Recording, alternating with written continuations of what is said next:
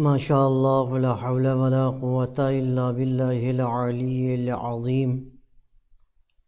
اعوذ باللہ من الشیطان اللعین الرجیم۔ بسم اللہ الرحمن الرحیم۔ الحمد للہ رب العالمین، الصلاة والسلام علی اشرف الانبیاء والمرسلین وخاتم النبیین ابی القاسم محمد وعلى أهل بيته الطيبين الطاهرين المعصومين ولعنة الله على أعدائهم أجمعين من الآن إلى قيام يوم الدين.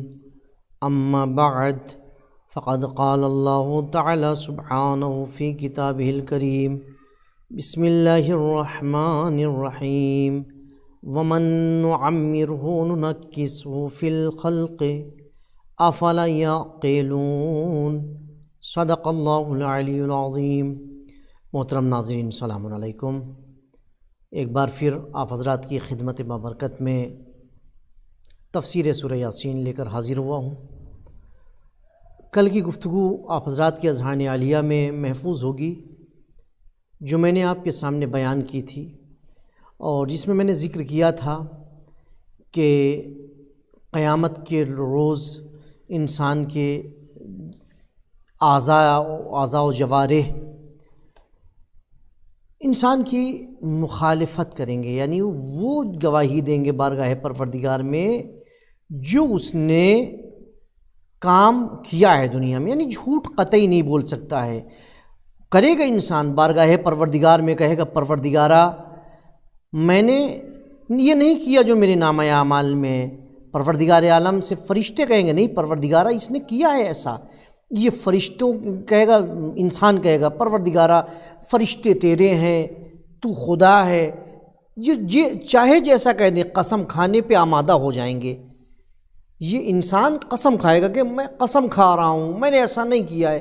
اس وقت پروردگار عالم ان کے منہ پر مہر لگا دے گا، یہ ان کے منہ سے کچھ نہیں سنے گا۔ ان کے جسم کے اعضاء و جوارح گواہی دیں گے۔ ہاتھ گواہی دے گا کہ اس نے ہاتھوں کے ذریعے سے کیا کیا ہے، پیر گواہی دیں گے پیر کے ذریعے سے کیا کیا ہے، آنکھ گواہی دے گی کہ آنکھ کے ذریعے سے کیا کیا ہے، اس کی زبان گواہی دے گی کہ زبان کے ذریعے سے کیا کیا ہے، کان گواہی دیں گے کہ اس نے حرام سنا ہے یا حلال سنا ہے، اس نے غیبتیں سنا کیا کیا ہے۔ یعنی جسم کے تمام اعضاء گواہی دیں گے کہ اس نے کیا کیا ہے، اور اس چیز کو جھٹلا نہیں سکتا ہے۔ تو یہ ہماری گفتگو محترم ناظرین کل ہوئی تھی۔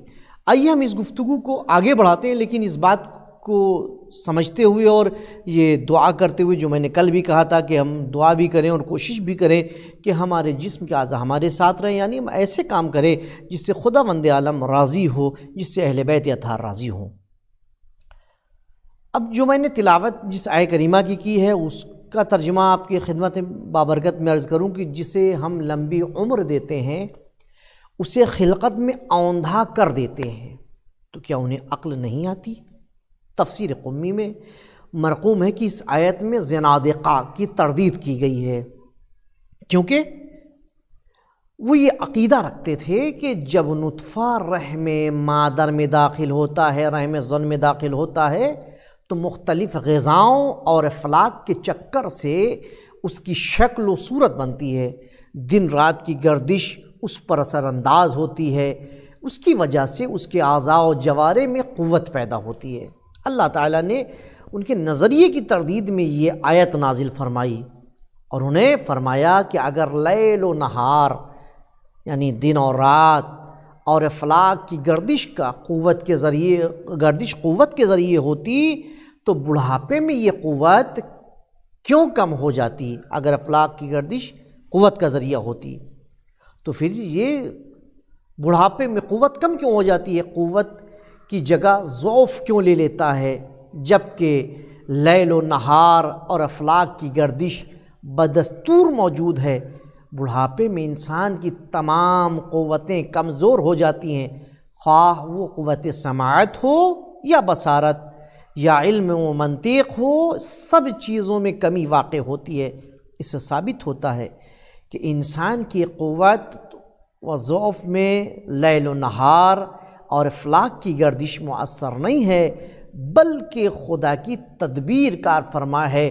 خدا کی تدبیر کے آگے ہر چیز فیل ہے، کوئی چیز کام نہیں کر سکتی۔ اب اس کے بعد وَمَا عَلَّمْنَاهُ الشِّعْرَ وَمَا يَنبَغِي لَهُ إِنْ هُوَ إِلَّا ذِكْرٌ وَقُرْآنٌ مُبِينٌ، یعنی رسول اکرم شاعر نہیں تھے۔ اس کے حوالے سے اللہ کہہ رہا ہے ہم نے نبی کو شعر و شاعری کی تعلیم نہیں دی ہے، اور شاعری ان کی شان کے مطابق نہیں ہے، یہ تو ایک نصیحت ہے اور صاف پڑھی جانے والی کتاب ہے۔ کیا قرآن کیوں کہا؟ کیونکہ تفسیر قمی میں بھی مرقوم ہے، اور میں نے اس سے پہلے جب ترجمہ پیش کر رہا تھا تو اس میں بات عرض کی تھی کہ قریش قرآنی آیات سن کر یہ کہتے تھے کہ محمد جو کچھ کہہ رہا ہے یہ شاعری ہے۔ اللہ نے ان کی تردید کی اور فرمایا کہ ہم نے اپنے نبی کو شاعری نہیں سکھائی، اور شاعری ان کے عظیم منصب کے شایان شان نہیں ہے۔ ہمارا نبی جو کچھ بیان کر رہا ہے وہ تو ایک نصیحت ہے اور صاف پڑھی جانے والی کتاب ہے۔ یہی وجہ ہے کہ آن حضرت نے کبھی شعر نہیں کہے تھے۔ تو محترم ناظرین ذرا غور کریے آپ کہ جو قرآن مجید کے لیے کہا جاتا تھا اس وقت عرب کہتے تھے کہ صاحب کسی شاعر نے سب لکھا ہے، اور یہ مثل شاعری ہے۔ پیغمبر شاعر نہیں تھے، اللہ نے بالکل وضاحت کر دی۔ مجموع البیان میں مرقوم ہے کہ ایک مرتبہ رسول اکرم نے شعر بطور تمثیل پڑھا، اور آپ نے اسے جیسے ادا کیا تو بعض صحابہ نے اس کو صحیح کیا، کہا حضور ایسے نہیں، آپ اس کو ایسے پڑھیے۔ اور اس کے بعد صحابہ کو گواہی دینی پڑی کہ ہم گواہی دیتے ہیں کہ حضور کو شعر و شاعری نہیں آتی، آپ کو شاعری کی تعلیم نہیں دی گئی، اور نہ ہی شاعری آپ کے شایان شان ہے۔ محترم ناظرین غور کریے ذرا۔ اس کے علاوہ اور بھی حدیث موجود ہیں۔ کچھ علماء یہ کہتے ہیں کہ شعر نہیں ہے، بعض مقامات پر پیغمبر نے کچھ ایسے کلام کہے ہیں کہ جس میں اتفاقاً مقفع اور مسجع کلام تھا باقاعدہ، لیکن ضرورت اور حالات کے اعتبار سے پیغمبر اکرم نے وہ باتیں کہی ہیں۔ بہرحال اب اس کے آگے ہم بات کرتے ہیں کہ لِيُنذِرَ مَنْ كَانَ حَيًّا وَيَحِقَّ الْقَوْلُ عَلَى الْكَافِرِينَ، تاکہ نبی اس قرآن کے ذریعے سے زندہ افراد کو خبردار کرے اور انکار کرنے والوں پر حجت قائم ہو جائے۔ اصول کافی میں مرقوم ہے کہ حضرت امام جعفر صادق علیہ السلام نے فرمایا صحیح معنوں میں زندہ کہلانے کا حقدار مومن ہے، جبکہ کافر زندہ ہوتے ہوئے بھی مردہ ہے۔ اللہ نے فرمایا وَتُخْرِجُ الْحَيَّ مِنَ الْمَيِّتِ وَتُخْرِجُ الْمَيِّتَ مِنَ الْحَيِّ، سورہ آل عمران آیت نمبر 27۔ تو مردہ سے زندہ کو پیدا کرتا ہے اور زندہ سے مردے کو پیدا کرتا ہے۔ اللہ فرماتا ہے اَوَ مَنْ كَانَ مَيْتًا فَأَحْيَيْنَاهُ وَجَعَلْنَا لَهُ نُورًا يَمْشِي بِهِ فِي النَّاسِ، سورہ انعام آیت نمبر 122۔ کیا وہ جو پہلے مردہ ہوا اور ہم نے اسے زندگی دے کر زندہ کیا اور اس کے لیے نور مقرر کیا ہو جس سے وہ لوگوں کے درمیان چلتا ہو؟ اس آیہ مجیدہ میں کافر کو میت کہا گیا ہے، اور جب اس نے ایمان قبول کیا تو اسے زندہ کہا گیا ہے۔ اور سورہ یاسین کی آیت لِيُنذِرَ مَنْ كَانَ حَيًّا وَيَحِقَّ الْقَوْلُ عَلَى الْكَافِرِينَ کی آیت میں بھی زندہ سے مومن کو مراد لیا گیا ہے، کافر کو نہیں۔ مجموع البیان میں بھی امام علی علیہ السلام سے منقول ہے کہ زندہ سے عقل مند انسان کو بھی مراد لیا جا سکتا ہے۔ کتاب طب الائمہ میں مرقوم ہے کہ امام جعفر صادق علیہ السلام نے دوران سفر ایک شخص کو غمگین اور پریشان پایا، تو آپ نے اس سے پریشانی کی وجہ پوچھی۔ اس نے بتایا کہ میری سواری کا جانور سرکش ہے، کسی طرح سے وہ رام ہونے میں نہیں آ رہا ہے۔ آپ نے فرمایا تم اپنے جانور کے کان میں یہ آیت پڑھو، وہ تمہارا موتی یعنی رام ہو جائے گا۔ اس کے علاوہ جو آیت میں نے پڑھی اولم یروا انا خلقنا لہم، یہ آیت، اور اس کے بعد ایک آیت اور ہے، اس کا ترجمہ میں آپ کے سامنے عرض کر دوں کہ انہوں نے خدا کو چھوڑ کر بہت سے معبود بنا لیے ہیں کہ شاید ان کی کہیں سے مدد ہو سکے۔ ان کے خود ساختہ معبود ان کی مدد کی قدرت نہیں رکھتے، جبکہ یہ لوگ ان کے لیے حاضر باش لشکر بنے ہوئے یعنی بالکل ریڈی کہ ادھر اشارہ ہو اور یہ کھڑے ہو جائیں، یہ کام میں لگ جائیں۔ تفسیر قمی میں ابو الجارود کی زبانی امام محمد باقر علیہ السلام سے روایت کی گئی ہے کہ بت پرست بھی عجیب بدبخت ہیں، انہوں نے بتوں کو اس لیے معبود مانا تھا کہ شاید ان کی مدد ہو سکے، ان کی مدد پر تو ان کے بت قادر نہیں تھے، البتہ خود بت پرستوں کو ان کا حاضر باش بننا پڑ گیا۔ کیوں؟ اس وجہ سے کہ ان کو اٹھا کے رکھنا، ادھر سے ادھر کرنا، ان کو بنانا، ان کو صاف کرنا، ان کی دیکھ بھال کرنا، یعنی جن کو معبود بنایا تھا کہ ہم عبادت کریں گے، یہ ہماری حفاظت کریں گے، ہماری حاجتوں کو دور کریں، پورا کریں گے، مشکلات کو دور کریں گے، الٹا ان کو ان کے کام کرنے پڑ رہے ہیں، اور ان کو سمجھ میں بھی نہیں آ رہا ہے کہ بنانے والا خالق ہوتا ہے یا مخلوق ہوتا ہے۔ یہ جس کو معبود بنا کر کے جنہوں نے بت رکھا ہوا ہے، یہ خود اس کے خالق ہیں اور وہ مخلوق ہے۔ خالق وہ ہے جو دکھائی نہیں دیتا، وحدہ لا شریک، جس نے پیدا کیا ہے اور وہی ہماری حفاظت کر رہا ہے۔ اب معاملہ آتا ہے کہ بوسیدہ ہڈیوں کو کون زندہ کرے گا؟ اس کا ایک آیت کا ترجمہ آپ کے سامنے عرض کر دوں کہ انسان ہمارے لیے باتیں بنانے لگ گیا اور اپنی تخلیق کو بھول گیا اور کہا کہ بوسیدہ ہڈیوں کو کون زندہ کرے گا؟ آپ کہہ دیں کہ وہی ان کو زندہ کرے گا جس نے پہلی بار انہیں پیدا کیا تھا اور وہ تخلیق کے تمام طریقوں سے آگاہ ہے۔ تفسیر میں مرقوم ہے کہ ابی بن خلف اور رسول خدا کے پاس آیا اور اس کے ہاتھ میں ایک انسانی ہڈی تھی، اس نے اس بوسیدہ ہڈی پر زور دیا تو وہ خاک بن گئی، پھر اس نے اس خاک کو پھونک مار کر ہٹا دیا، اور اس نے رسول خدا سے پوچھا کہ بھلا ان بوسیدہ ہڈیوں کو کون زندہ کرے گا؟ یعنی ہڈی کو لیا، اس نے اس کو مسل دیا، وہ خاک ہو گئی، اس نے پھونکا ایسے وہ پھیل گئی کہ اب ان کو کون زندہ کرے گا؟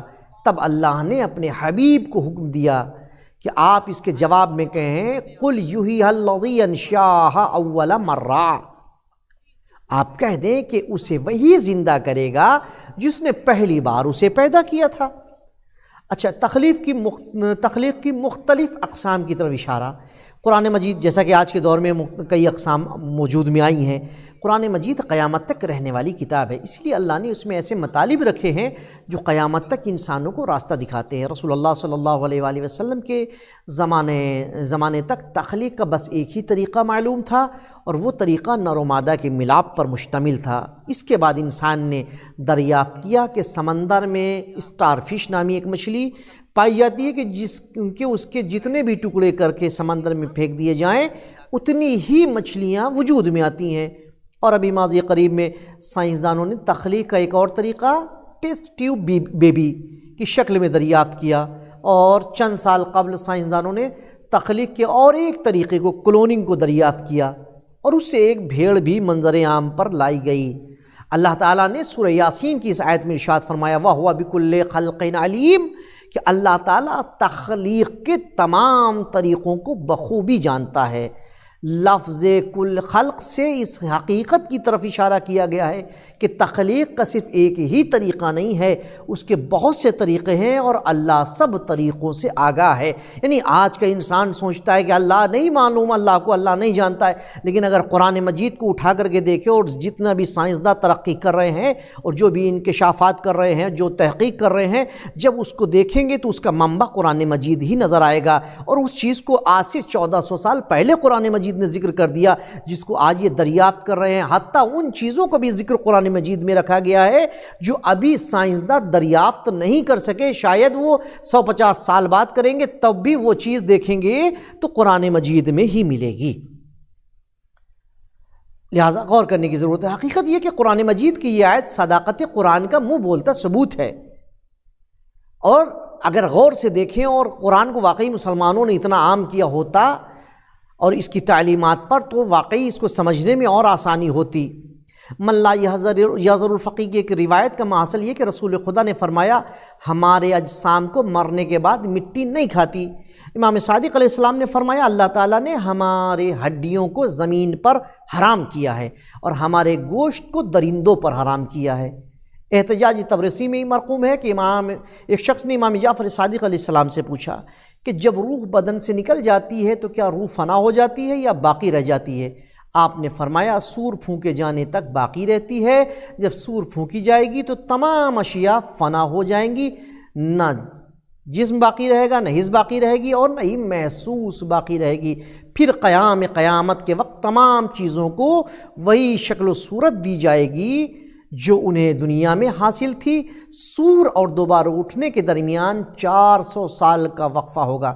سائل نے کہا مولا ابدان دوبارہ کیسے اٹھائے جائیں گے جبکہ اجسام تو گل سڑ چکے ہوں گے اور اجزاء منتشر ہو چکے ہوں گے؟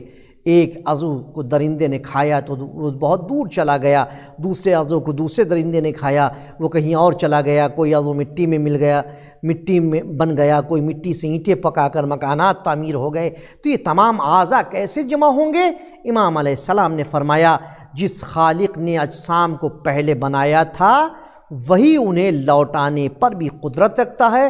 سائل نے کہا مولا زیادہ آسان کر کے یہ بات مجھے سمجھا دیجئے۔ تب مولا نے فرمایا روح اپنی جگہ پر قائم ہے، نیک شخص کی روح روشنی اور کھلی جگہ پر ہوتی ہے اور بدکار شخص کی روح تنگی اور تاریکی میں ہوتی ہے۔ جسم مٹی میں مل کے مٹی بن جاتا ہے اور جسم کے اعضاء کو جانوروں نے کھایا ہے وہ بھی بالآخر مٹی بن جاتا ہے۔ جو خدا اشیاء کی تعداد اور ان کے وزن سے واقف ہے وہ ابدان کی مٹی اور عام مٹی کو بھی جانتا ہے۔ ابدان کی مٹی باقی مٹی میں مشکل ہوتی ہے، اس کی شکل الگ ہے لیکن وہ یوں چمکتی ہے جیسے کہ مٹی میں سونا چمکتا ہے۔ جب خدا اٹھانے کا ارادہ کرے گا تو زمین پر بارش برسائے گا، ساری زمین تر ہو جائے گی، انسانوں کی مٹی یوں چمک رہی ہوگی جیسا کہ عام مٹی میں سونا چمکتا ہے۔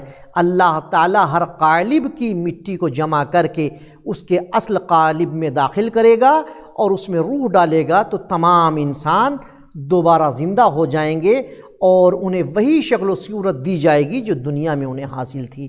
محترم ناظرین، یہ ہماری گفتگو